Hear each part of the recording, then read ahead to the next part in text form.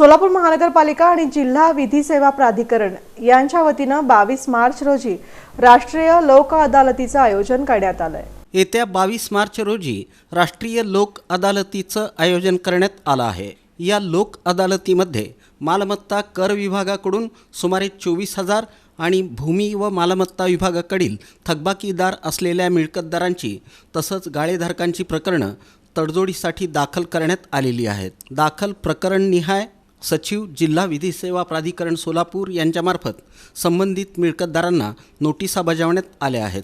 लोक अदालतीमध्ये मिळकतदारांच्या थकबाकीतील notice fee, warrant fee आणि शास्तीची जी रक्कम आहे त्यामधील 50% रक्कम सूट म्हणून देण्यात येणार आहे।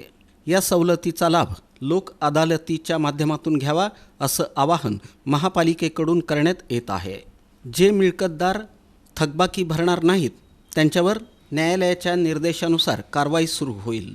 ज्या मिळकतदारांना नोटिसा प्राप्त झाल्या नाहीत अशा मिळकतदारांनीही पेठेच्या कर निरीक्षकांशी संपर्क साधून अथवा थेट ऑनलाईन रक्कम भरून लाभ घ्यावा। नोटीस बजावून ही थकीत कर न भरलेल्या 22 मिळकतींवर बोजा चढवण्यासाठी महापालिकेनं जिल्हाधिकारी कार्यालयाकडे प्रस्ताव सादर केला असून आणखी 50 थकबाकीदारांची यादी प्रसिद्ध करण्यात आलेली आहे। 1 एप्रिलनंतर मिळकतींवर बोजा चढवलेल्या मिळकतींचा अधिनियमातील तरतुदीनुसार जाहीर लिलाव करण्यात येणार आहे।